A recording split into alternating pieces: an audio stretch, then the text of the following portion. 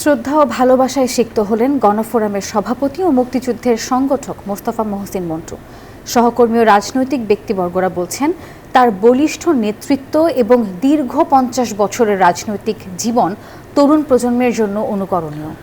সোমবার নিজ গ্রামের বাড়ি কেরানীগঞ্জ সহ 3 দফা জানাজা শেষে বীর এই মুক্তিযোদ্ধাকে সমাহিত করা হয় বনানী কবরস্থানে। বিস্তারিত রিপোর্টে। শহীদ মিনারে ফুলে ফুলে ঘেরা মুক্তিযোদ্ধা ও গণফোরামের সভাপতি মোস্তফা মহসিন মন্টুর মরদেহ সোমবার দুপুর 2টায় তাকে জানানো হয় সর্বস্তরের শ্রদ্ধা। 69-এর গণ অভ্যুত্থান থেকে 71-এর মহান মুক্তিযুদ্ধ সবশেষ 2024 এর গণ অভ্যুত্থানে অগ্রণী ছিলেন গণফোরামের সভাপতি মোস্তফা মহসিন মন্টু। মুক্তিযুদ্ধের সময় তিনি ছিলেন ঢাকা জেলা গেরিলা বাহিনীর প্রধান।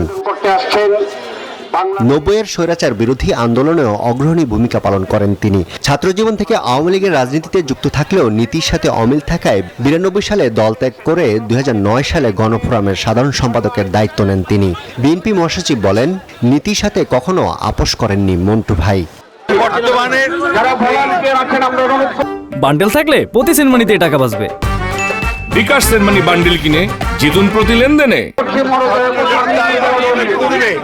সেই আন্দোলনকে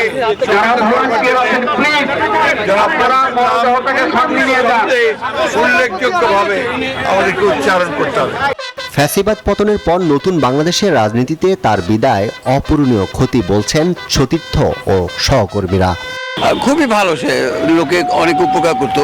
মন্টুবার যে সাহসী এবং প্রতিবাদী কণ্ঠস্বর, সেটা বৈষম্য বিরোধী সংগ্রামের চিহ্ন হিসেবে থাকবে। বাংলাদেশের মানুষ ধ্বংস করার পরে তাকে স্মরণে রাখবে। হারিয়ে আমার অনেক অপূরণীয় ক্ষতি হয়েছে। রোববার রাজধানীর একটি হাসপাতালে মারা যান এই বীর যোদ্ধা। মৃত্যুকালে তার বয়স হয়েছিল 80 বছর। জীবদ্দশায় 3 মেয়ে, 1 ভাই ও অসংখ্য গুণগ্রাহী রেখে গেছেন তিনি। সবসময় বলতো যে আমাকে নিয়ে যাও। ইভেন লাস্টে এমন হয়েছিল যে তাকে হ্যান্ডস আমাদের বেঁধে রাখতে হয়েছিল ডক্টরকে ছুটতে, কারণ সে বারবার অক্সিজেনটা খুলে দিচ্ছিল, তার এত কষ্ট হচ্ছিল। সে দেশের জন্য মঙ্গল কামনা করেছেন। আমি চাই সব দেশবাসীর কাছে বলছি, আমার বাবার জন্য। সোমবার নিজ গ্রামের বাড়ি কেরানীগঞ্জ সহ 3 দফা জানাজা শেষে বীর এই মুক্তিযোদ্ধাকে সমাহিত করা হয় বনানী কবরস্থানে। আরফিন ইসলাম, নিউজ 24, ঢাকা।